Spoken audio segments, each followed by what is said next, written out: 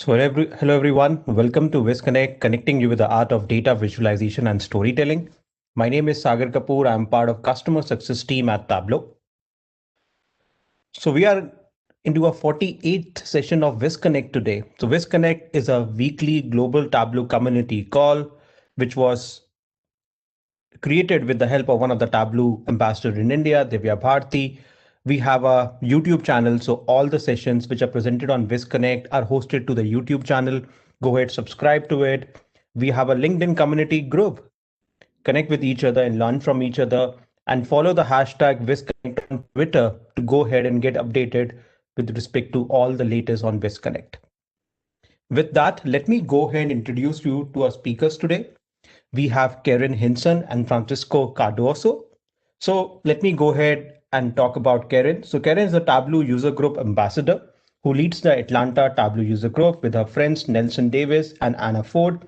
She's a senior lead analyst at Chick-fil-A, a day job, and a homeschool teacher for her two oldest children who are in second and third grade. In her spare time, Karen is an avid runner and enjoys spending time with her husband, Adam, and their four young children. So, without further ado, I will hand it over to Karen to talk about DataVix X Factor, what makes a dashboard stand out. So, Karen, over to you. Thank you, Cigar. It is a big honor to join you guys today. Trying to share my screen here.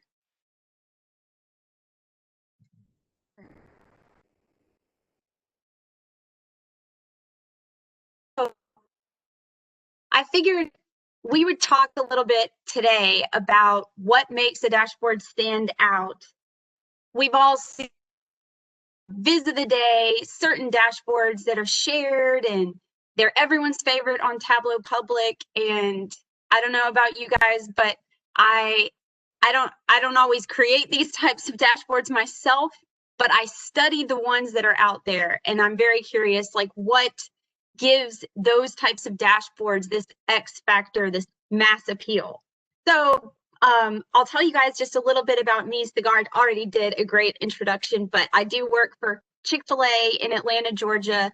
I'm one of the leaders of the Atlanta Tableau user group and recently became a Tableau ambassador this year. 2018, I spoke at the Tableau conference. It was the conference in New Orleans. Here's a photo of me and my colleagues out at dinner out in New Orleans. But that particular session, it was called VizSpiration, and it was all about how I learn from the community and apply what I've learned at work for Chick-fil-A. But in that talk, I introduced this idea, this theme of condo. And I thought for this presentation today, I would go a little more in depth by what do I mean by that? What is that all about? Because it's kind of a pretty powerful idea. This is a Japanese term that I'm guessing most folks have never heard of. It's a phrase, and there's no exact translation to English, but here's the gist of it. Condo is all about this intense excitement, this feeling of like joy and satisfaction that you get when you use something or encounter something of exceptional value.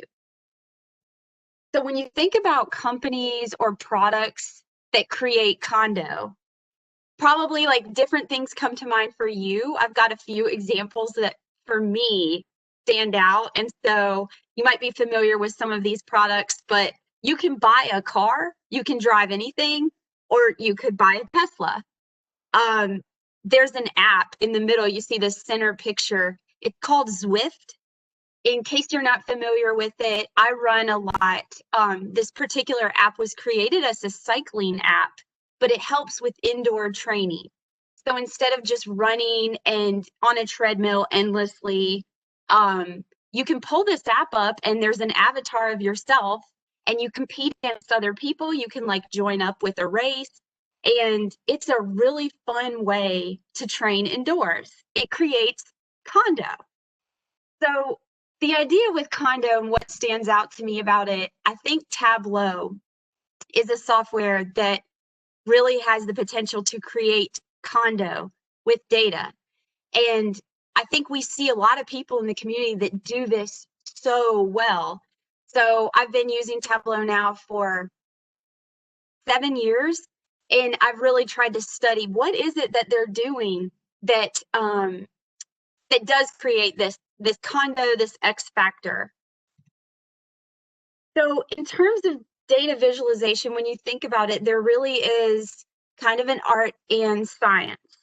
You know, you want to have accurate data, you want the data to be reliable, you want to present the information, you want good insight for sure.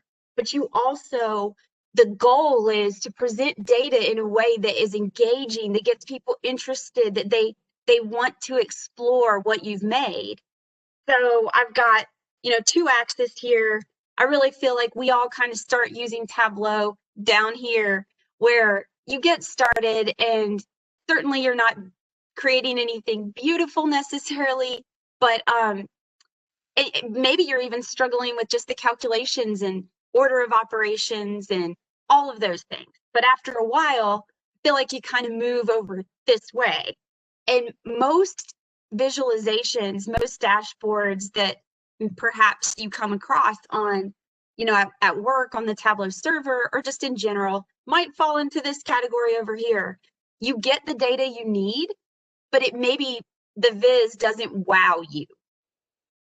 Then kind of on the opposite end of the spectrum, if you go out to Tableau Public any given time, you may see a lot of visualizations that are beautiful, that are really amazing, that you have no clue, like, oh, I didn't know you could even do that in Tableau, but they're difficult to understand. They're kind of hard to like pull out the insights. So what I mean by condo for Tableau is more over here in this quadrant. So occasionally you just come across viz that it tells you exactly what you need.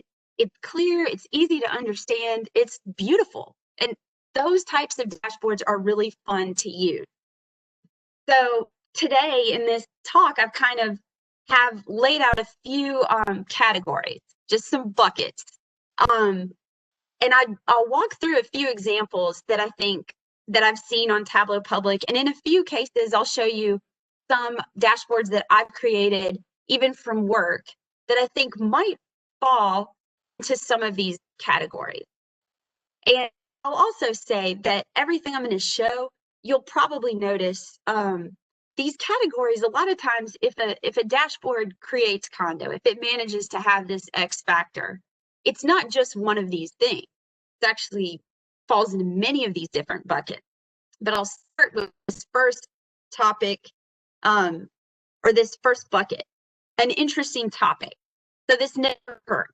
Sometimes I think this is more difficult at work, perhaps, but in your spare time, when you're just visiting any data that you're particularly passionate about, perhaps this is easier. But here you see a visualization that's on Viz of the Day, and it's on coronavirus and state in the United States where were we flattening the curve across the country.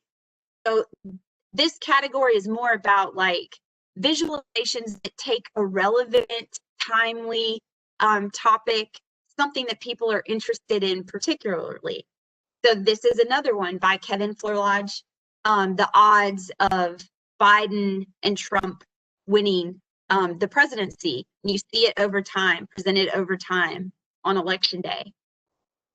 And then the final one, Kobe Bryant. So this was very timely upon Kobe's passing, but it's a beautiful viz, but it's also just this interesting, fascinating topic that people can really like, we're having special interest in because of the time. So this is another one. I think this might be one of my favorite categories, and I think this at work is probably one of the highest priority, I guess, to create something useful. I think you can't emphasize enough how much condo you provide people when you make something that provides this information that's just need to know information, a good reference tool. So in this image right here, you see a dashboard. I think this is the visual vocabulary. So in Tableau Developer, if you're active on Tableau Public, you've probably seen this. It's by Andy Kriebel. A really handy way of visualizing data in all different, over time or different distribution, by Jade Wimpy, and it's a gardener's planting guide where you can select the zone that you're in, when you want to plant, how you want to grow the plants, and then kind of see when you should plant. So a very useful tool, and I think this particular viz, it's very well done, it's easy to use, very useful, and it has like 350 something favorites on Tableau Public. Another one by Kevin Lodge is teaching folks cases for a use case for collapsible container. So in particular, the audience here would be Tableau developers, and this was posted on Tableau Public, but you get the point. This is very useful. Here's one of mine. I built this for the Atlanta Tableau user group earlier this year, and it's just a reference. We have it out on Tableau Public, but it's connected to a Google Sheet where we keep track of all of our meetings, who's speaking, but our members can hover over the date and volunteer to speak. They can go to previous meetings they may have missed and watch videos. So this is just a handy reference for everyone and a useful dashboard. And here's another one of mine. This is for work, so I did have to blur all the information out. But this is a pretty simple dashboard, but it's a great subscription dashboard because it's useful. So early on in the pandemic, I just created this, and it shows what it really shows. If you could see all the numbers, you can see here's where daily sales were yesterday. Here's the average week, how we've been doing in sales per day. If we keep up this pace, here's what we'll do this month, and here's where we'll be this year. So that's something that everyone was focused on throughout the pandemic, especially early on in the beginning. And this really helped us keep a pulse of what's happening with sales. So another category, simple, easy to understand visualizations where you can get quick insights. A lot of times these types of vizzes are professional looking. Someone that always comes to mind when I think of this type of category is Lindsay Poulter. Her visualizations are always so clean and they're so clear. You just get what you need. A lot of times in this category, you get the big numbers, the bands. Those are always popular. Lindsay does a lot of these, the green, the red. Sometimes you see these little indicators, but they're just dashboards in this category, I think, have this appeal, especially at work, because they're easy. They're just easy to understand. You can look at it and in a few minutes, just a few seconds maybe, see what's up, what's down, where things are headed. This looks very modern. This is one of Lindsay Betzendahl's. Here's a dashboard by Chris Love, and it's comparing the pregnancy-related deaths for white race, black race. But even the colors just make it just very simple to understand. And a final one here, working remotely throughout the pandemic. Simple design where it's nothing crazy, but just benefit struggles. Sometimes I think that is really, people really like that. Okay, another category, clever design. So here's what I mean by a clever design. Here you see a dashboard by Chris Love, and this was a Makeover Monday data set, but the data was the 100 most popular songs. So the way that he's created this, he's looking at how often the lyrics are repeated. So when you hover over it in that interactive version, you can see these lines represent a song, and they turn to the right and create these little circles. The more repetition. and you can see it's very interesting. It's a very clever way to display this information. It really draws you in. Another clever design. I've seen a few that are like this recently. If you were going to visualize the 9 tallest buildings in Charlotte, you could certainly do it with a bar graph. And that's probably what I would do. That's the first thing that would come to mind.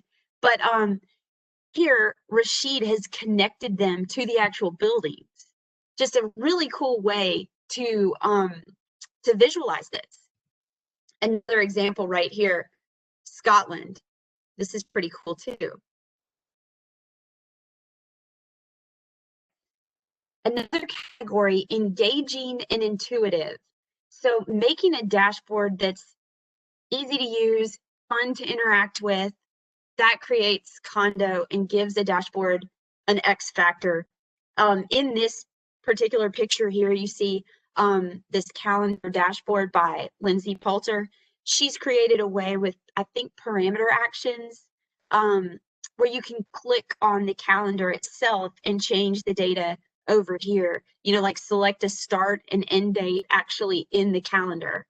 Things like that are just so intuitive for people because that is how we interact with a lot of not just Tableau dashboards, but a lot of just visualizations in general. So it makes sense. And anytime you can create something like that or some kind of feature like that, build it in, people really like that. Here's one by Autumn Batani, and Autumn is visualizing Black-owned eateries, but over here on the left, she has these, I don't know, like little icons. You can click these, picks out even more information on the restaurants. You can actually kind of get all the information you need to order the food from right in the dashboard, which is really cool. It was like pretty creative. It's not in the way when you're not using it, but it's fun to interact with this. Okay, another category, unexpected ways of displaying information. If you can convey information in a different way, but one that makes complete sense, just something that not everyone would have thought of, I think that type of creativity creates Condo. So here's one, economic output by county across the United States. I would have never thought to display the data this way, but it's pretty cool and it's effective. And because we don't see it all the time, it generates this interest. Here's another one, another geographic one. In orange, you can see in this hex map, the states that have lost bee colonies, and the ones in red, they've lost the most. They've lost more than half of their bee colonies. And the gray, it's just neutral or they're going up or whatever. But this is a cool way that you maybe wouldn't have thought to display all this data together like this, but it works. So personal data, anytime you can tell a story with the data about someone specific, it really makes the data come alive when there's a story behind it, when it's about a particular person. This is the Viz Alex Jones used. It was his submission into the Iron Viz this year. And what his story was all about is running throughout the pandemic. So he's called it cleverly Corona, sorry. And he's got information about all of his runs, everything he's tracked. You can kind of see here like these little paths, but it's all like, it's a story. It's about him. And it was really interesting. And that entry helped him get into the Iron Viz this year. And here's another one. This is a story about being pregnant in prison, but it's one woman's specific story. So the whole thing kind of follows this one lady, and it's a great, like, it's almost like a little piece of journalism. Anytime you're able to make it not just a data point, but about a person, I think that's very effective, and people like stories. Another category, illustration. So over here in this computer screen, you see this viz called the Perfect Round, and it's about a golf round where everything went well. But that, in the interactive version, it's really amazing. You can hover over all of these shots. Yes, I don't know. I don't know much about golf, so I apologize. But you can hover over this and see like what happened on every single hole. So I'm not even interested in golf, and I loved this viz. I think sometimes these excellent illustration vizes do a great job of telling the story of whatever it is. This one by Wendy is about muscles used in swimming. So in her viz, you can hover over freestyle and it highlights the muscles used in a freestyle stroke, breaststroke, same thing, butterfly. You get the point. There's another swimming one. This was for a sports viz Sunday, but this was by Simon Beaumont, and it's showing like the number of bronze, silver medals, gold medals in the Olympics. But just a cool way to show that data, a good illustration. And then this one, it's beautiful, very well done. It's the story of the Hungarian parliament, the building itself. But this is awesome, this like 3D way of showing the building. It really, it's almost like a piece of art, but it really does a great job of, it's an excellent illustration of what this viz is actually trying to like talk about and tell the story of. Okay. Unique and creative design element. Here you see a viz by Wendy Shia, and it's got this legend in the middle of it. It's very different. I've seen those types of legends now on several vizes. Here you see one by Sarah Bartlett with the font. The title of the viz is Disappearing. It's about this rhino population diminishing, but the way that that font is done, and how you kind of see this, like the transparency kind of fading, you know, just like that rhino, it helps with the viz. It helps to tell that story with the viz, and that's kind of a unique formatting, a design element.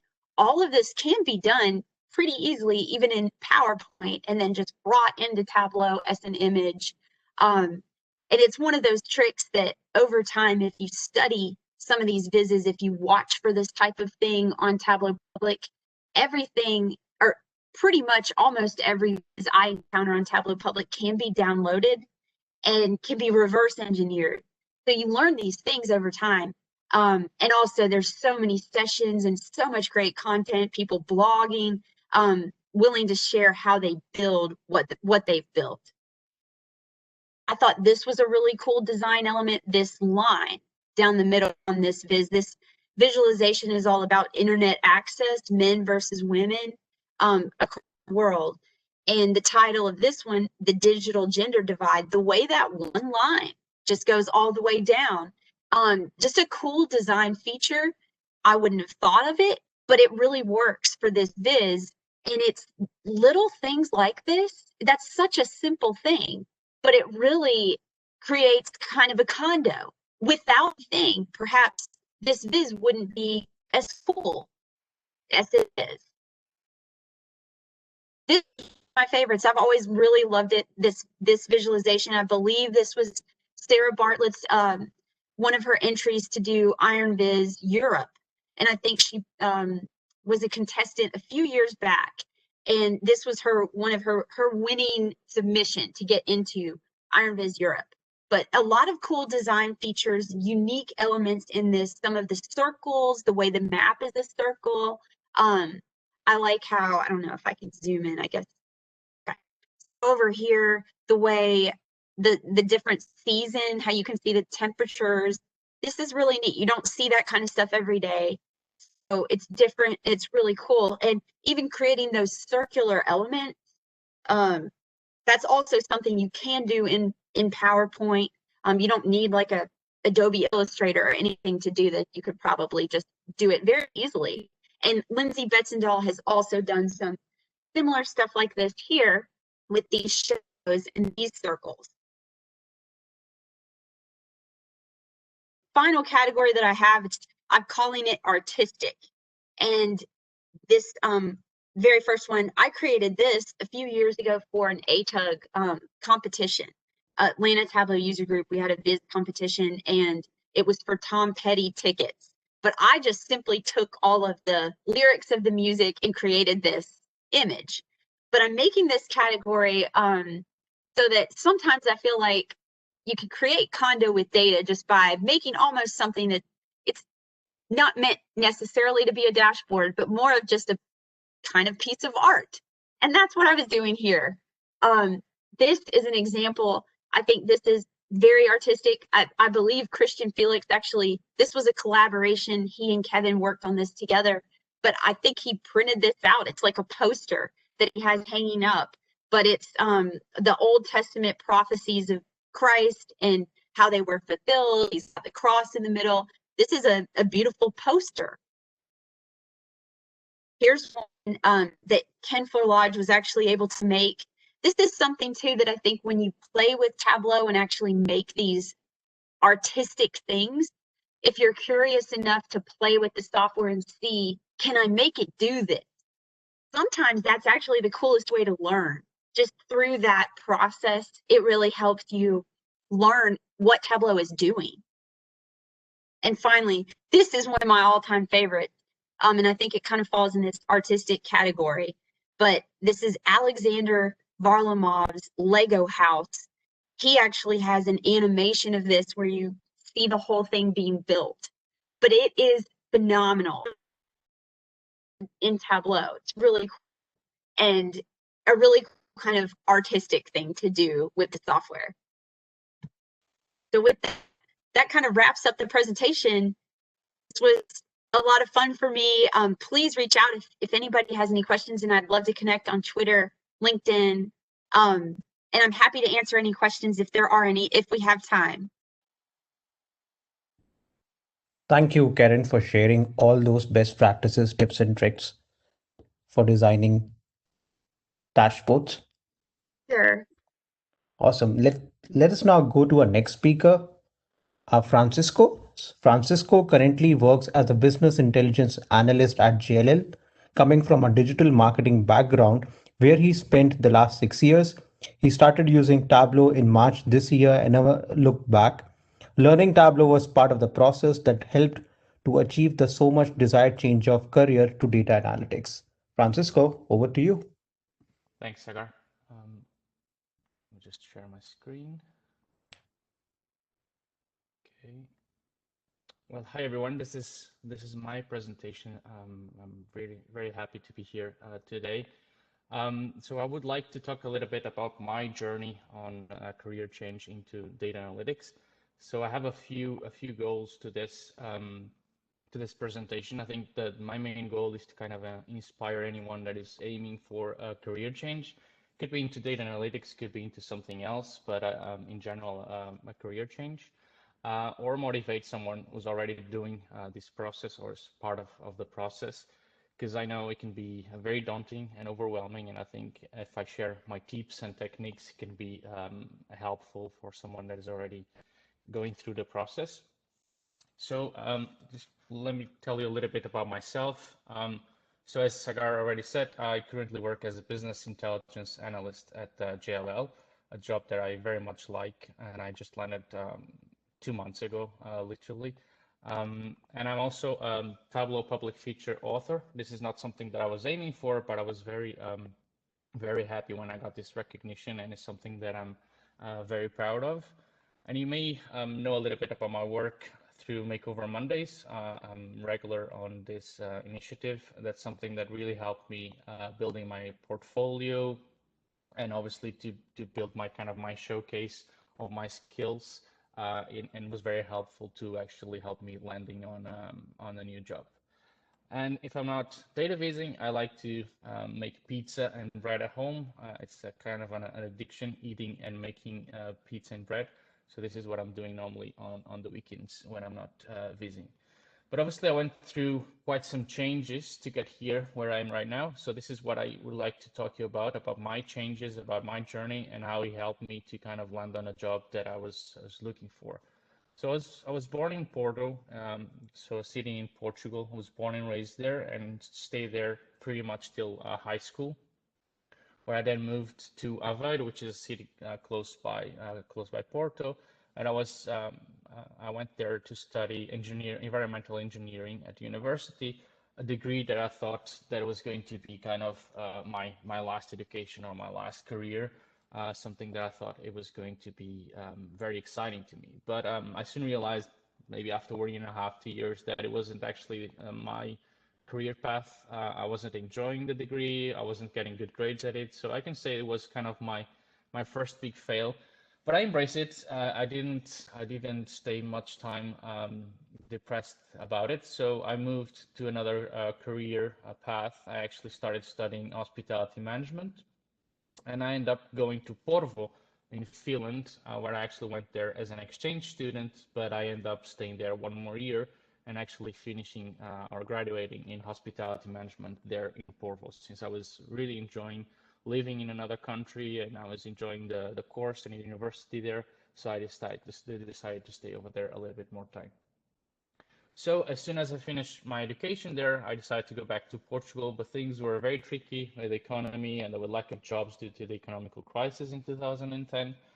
So I had a friend in Glasgow and I moved there just to try my luck and find pretty much any job that I could get, to be honest. I just wanted to work. I didn't want to stay much time without a job.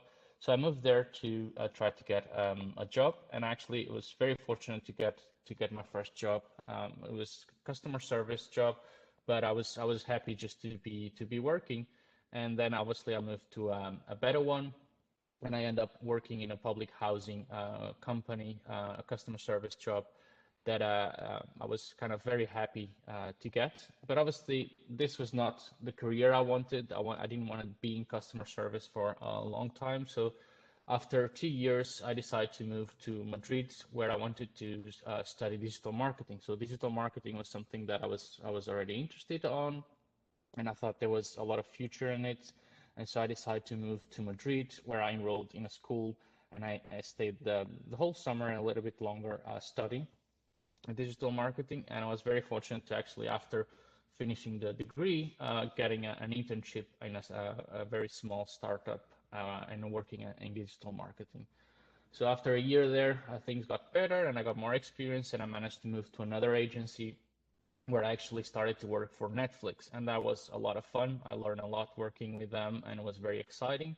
And then I moved to another agency where I was working with Samsung, and with Samsung, and I started to actually get more in touch with data analytics. So I started to I needed to produce some charts and some visualizations, and I started to get very interested on that. So for me, the funniest part of my day was actually when I was opening Excel and looking at spreadsheets and building charts out of the data that I had.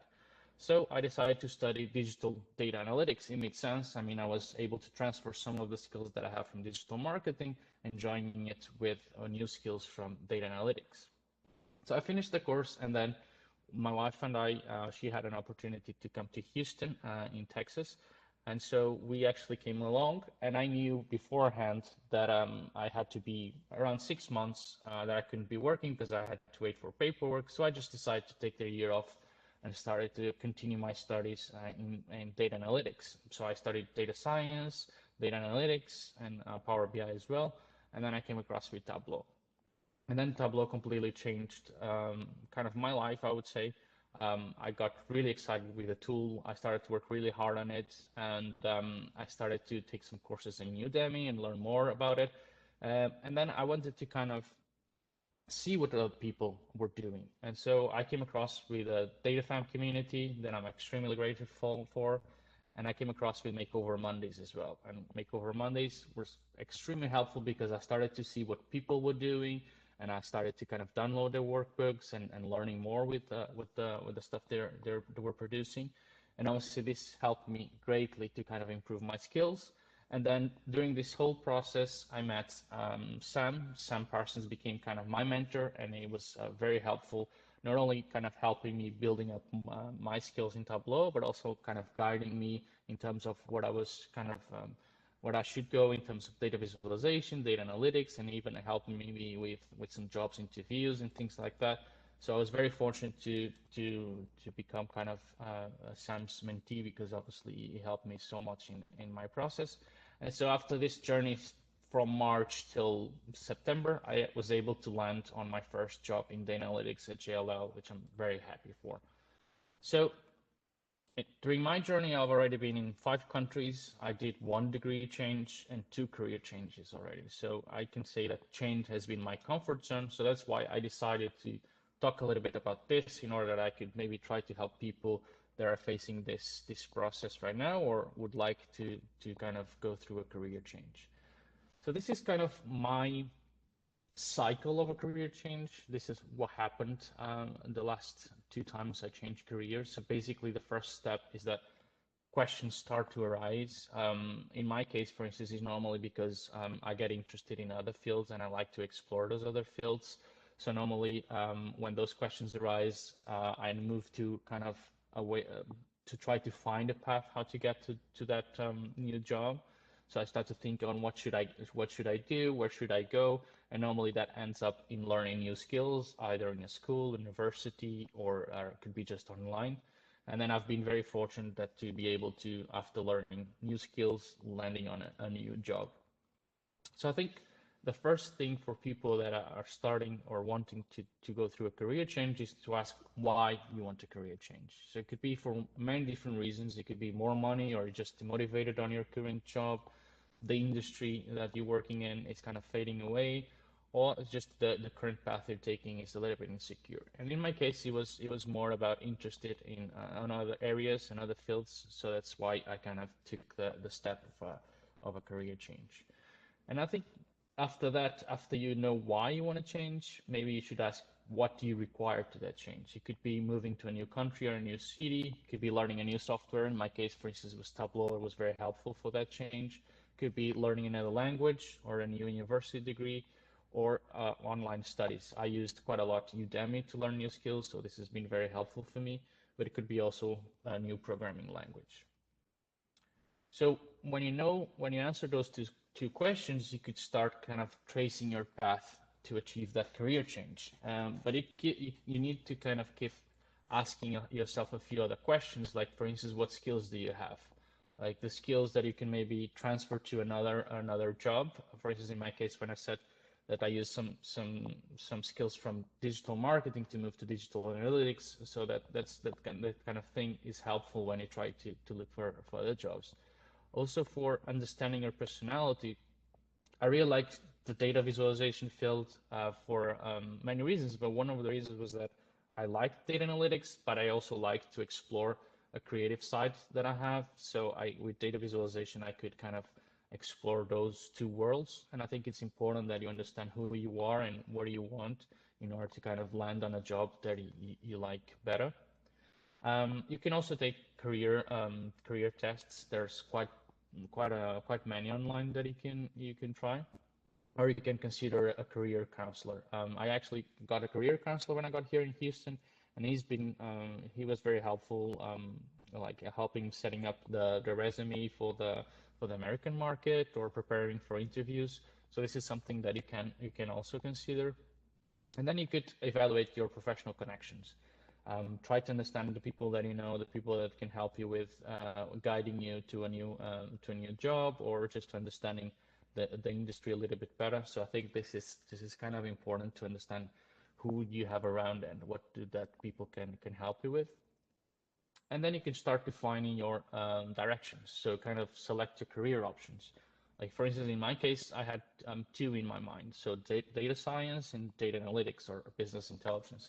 But then I started to kind of narrow down those options to just one, just because I enjoyed data science, I enjoy machine learning and all that, but I realized that it wasn't kind of what I wanted to do on a kind of a daily basis, looking at algorithms and machine learning and things like that. So I narrowed down to kind of data analytics, business intelligence.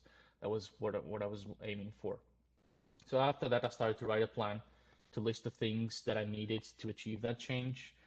So I knew in my case that I needed to learn more SQL, that I need to be comfortable with Tableau or Power BI, So things like that that are important for those skills that are important for a new job or a new career.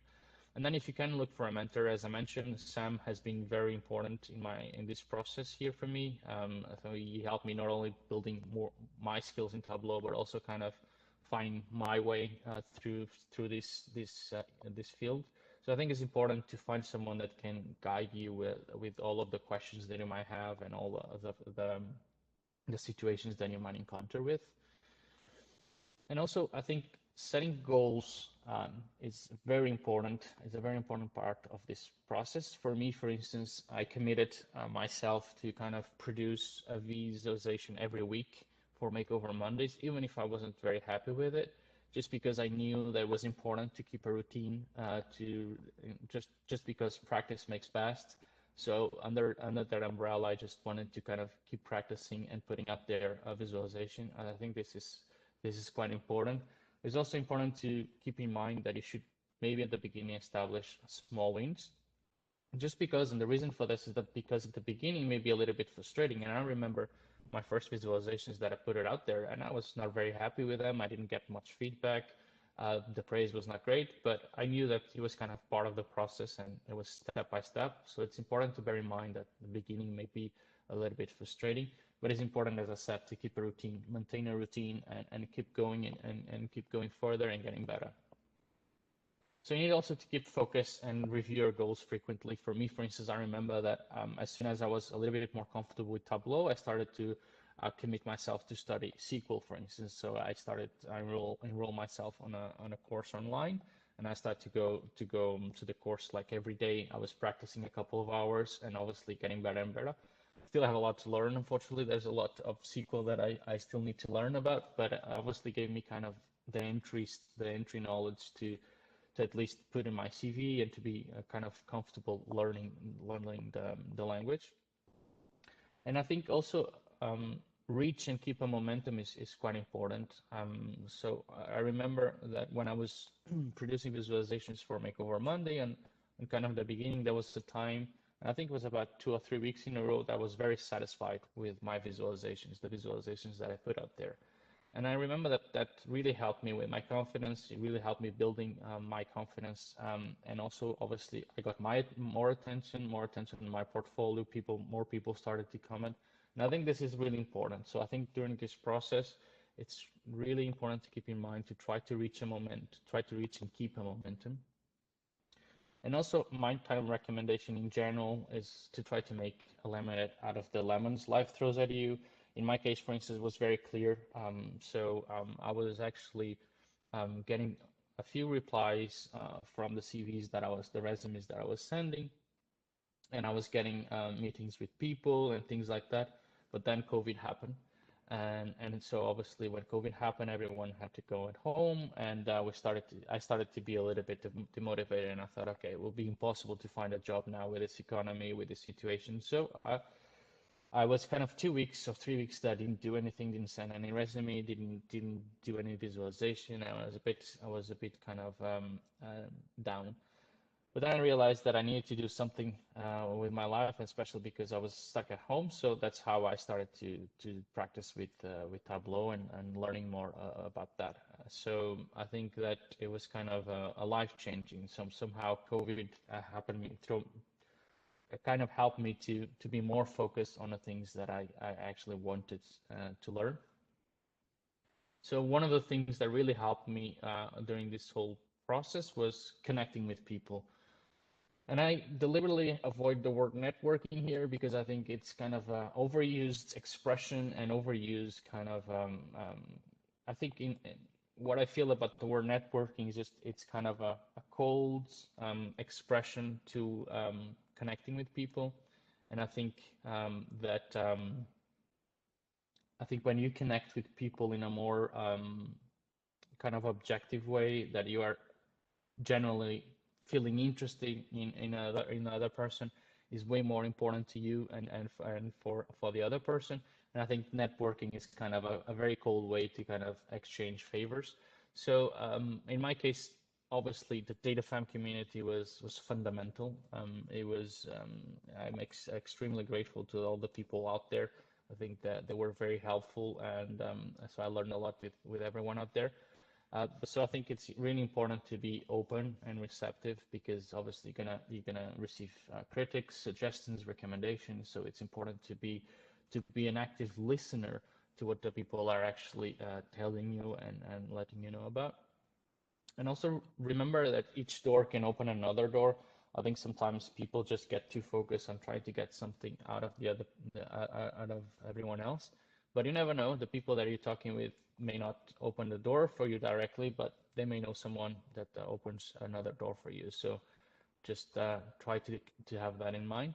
And if you can share your work, don't be afraid. I think at the beginning I was very shy to put my things out there and put my visualizations, but I think it was important to kind of start doing it. And obviously, I started to build more confidence and things got much better.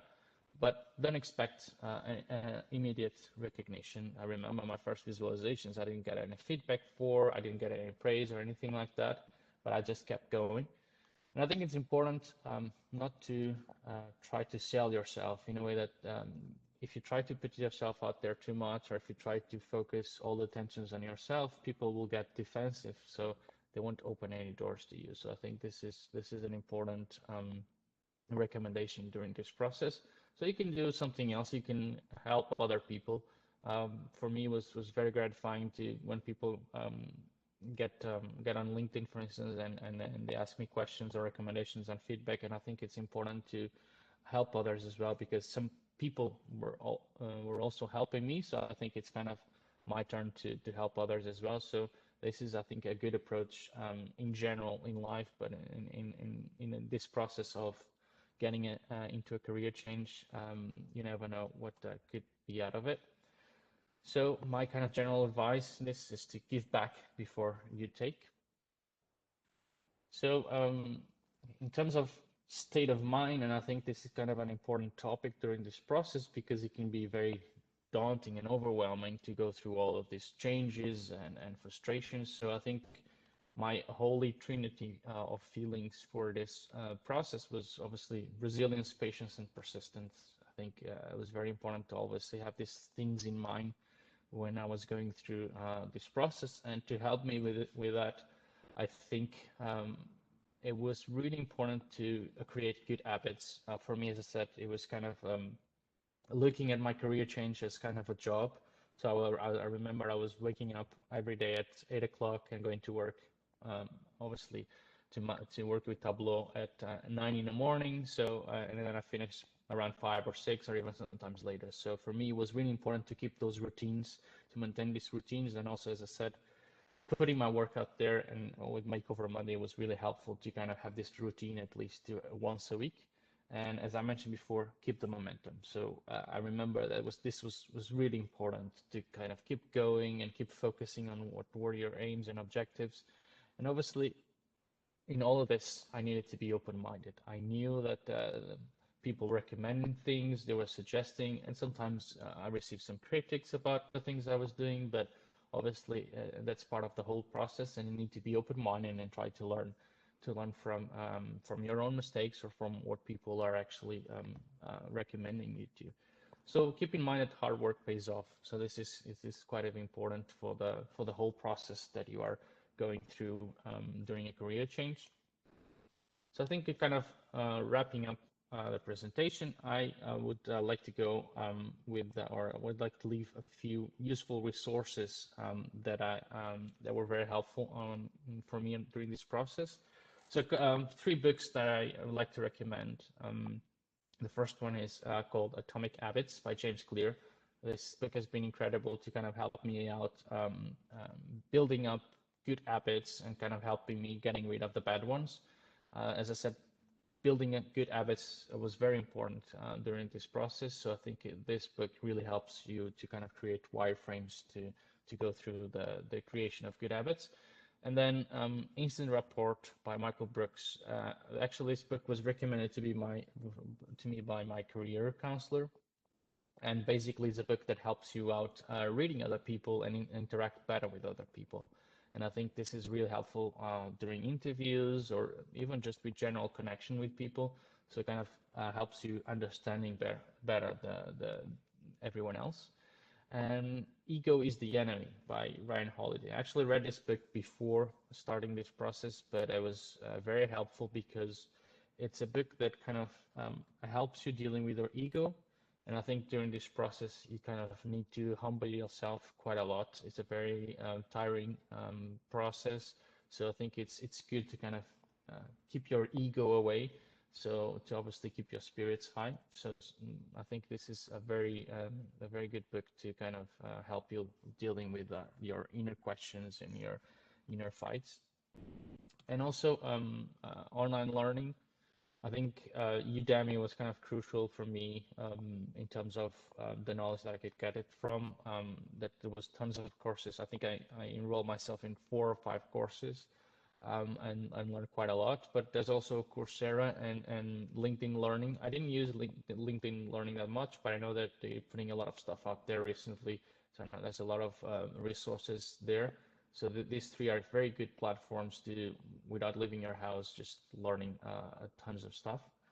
And I have a few 3 apps as well that I used quite a lot. One was Miro.com. Basically, what Miro.com does is kind of a mapping out web application where you can draw diagrams and things like that. And it's really helpful to kind of map out your thoughts or map out your career or the paths that you want to take. So it's a good app to kind of help you out, organize your thoughts and organize your plans. And then Meetup. I used Meetup quite a lot before COVID to meeting up with at events, data analytics and data science and things like that. It was helpful to meet other people and to understand what people are doing. Obviously, with COVID now, they're doing online meetups. So I think it could be also helpful to meet other people and see what people are talking about with the industry that you're trying to move to. And last but not least, obviously, Indeed was the app that I used the most to look for jobs. It was very helpful. It's very helpful because you can do a lot of filtering. So you can filter not only by city, but you can filter by remote positions, for instance, or the salary or the skills. So I think it was very helpful to kind of look for jobs. In the end of the day, I actually got my job through to someone within the DataFam community. So it was actually Simon Beaumont that saw my work and reached out. So I was very happy for that. But obviously, Indeed helps you kind of to look for other jobs available. So this is all I got. Thank you very much for listening. I'm on Twitter and on LinkedIn all the time. So if you have any questions or you need any recommendations or suggestions, just don't be a stranger. Get in touch. I'm more than helpful. I'm more than happy to help. And thank you very much for listening. Thank you, Francisco. Thank you for all the inspiration and motivation. And I hope it was a pleasure. you will get a value out of it. So with that, let me just go ahead and see if anyone has any question. So Karen, there is one question for you in terms of what kind of views and designs users should use when they're designing business dashboards. Like you talked about the whole process, right? In terms of dashboard should have useful information. You can go ahead and create some of the images in PowerPoint, right? Just to go ahead and make your dashboard stand out. Do you have any tips and tricks on business dashboards? What are some of the things you keep in mind when you're designing them? Yeah, well, 2 resources that I'll just mention. I want to say, is it Curtis Harris? I believe Zen Master Curtis Harris has a site called everydaydashboards.com. And that has been really helpful for me. I do think a lot of what we see on Tableau Public is more geared towards artistic slant and kind of creative design that you don't always see at work. But Curtis's website is just for like professional looking dashboards, and he's got like people's real life dashboards kind of examples out there. I've learned a lot looking at those. Also, I would highly recommend follow Lindsay Poulter. She does such a good job with like professional business dashboards, and I've picked up a lot of tips and tricks and ideas just watching her on Twitter and following her work on Tableau Public. Thank you, Karen. Francisco, you want to add something on that? Yeah, so I have on my table here the Big Book of Dashboards by Steve Wexler, Jeffy Schaffer, and Andy Cutgrave. I think it's very helpful. It's kind of a bible of the dashboards, to be honest. So I think you can get all the information that you need from dashboards. You can get it from here. So definitely recommend this book. Thank you. Karen, I want to ask you in terms of what has been the role of community on your Tableau journey so far? Like, and if you want to just talk about that.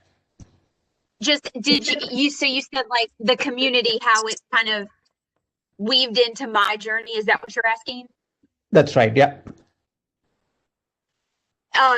Honestly, I think that's one thing that really stands out so much with Tableau. I don't think I can remember going to my very first Tableau conference. I believe it was like 2015.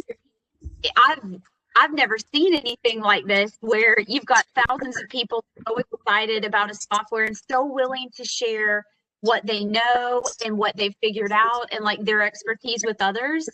So from the very beginning, I've been really involved in my local tug, which I now help lead. But in addition, I try to really stay plugged in. I think Francisco doing like the Makeover Monday, pick one, it doesn't have to be Makeover Monday. There's Workout Wednesday, Health Biz. There's so many different ones, but I'll go through phases where, I'll kind of do some of those. Sometimes I just want to do something on my own, but that, Makeover Monday, I have one viz of the day. The only reason I have it is like it was a Makeover Monday viz that I did a while back, like in 2017. I think it provides like access to so many people. Like you start to know other people, you start to know who should I follow and watch and learn from. And it really helps you to also like make a name for yourself, to like, build your own portfolio out on Tableau Public. Thank you, Karen. Francisco, what about Yeah, I you? mean, yeah, as I said during my presentation, I think the community was fundamental to me. I think you can learn so much from the people out there. So I think that that as Karen said, there's tons of initiatives that you can go to. Like Makeover Money is just one, but there's quite a few others. And I think it's really important to at least give it a go, try to build up your portfolio. And I think when you start getting more confident, things will get better. You get more confident, and you get more knowledgeable. So I think it's a whole process that takes a little bit of time, but it's very rewarding at the end when you look back and you see your evolution, and you see yourself getting better and better all the time. Thank you. And Francisco, so Sam Person is also on this particular call, and he's just listening you, and your presentation was good. So one thing I want to ask you in terms of what is the role of a mentor like in your journey, right? And how Yeah. important it was. Yeah, sure. No, absolutely. As I said during my presentation, Sam was crucial, and I told him this many times. It was crucial for me during this process. I think when I look back and I remember the first time we kind of worked together, I think it really helped me mainly unlocking my confidence and kind of unlocking the skills that I have. I think obviously it taught me a lot of new skills and a lot of new things. But what I remember to being really important to me was kind of having someone that was there supporting me and kind of backing me up, if you know what I mean. And I think for someone that is starting with Tableau, sometimes it may be overwhelming when you look at the community and you see so many great designs and great visualizations, and you're starting with your own very basic bar charts and line charts, and that can be a little bit overwhelming.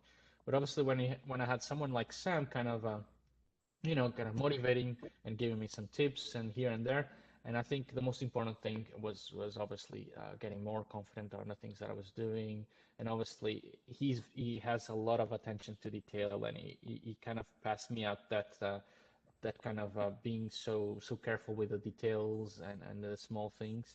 And I think with that, I started to be much more careful with my design and obviously paying attention to other things. So, I mean, as I said in my presentation, it's really, really nice to have someone that a mentor that can back you up and help you with building up your skills and confidence. So it was crucial to me during this process. Perfect. Thank you. With that, thank you, Karen. Thank you, Francisco. It was an honor to have you on VizConnect. Thank you so Sagar. much. Was a pleasure. Perfect. With that, thank you everyone for joining. Stay safe, and we'll see you next week. Take care. Bye bye. Have a safe weekend.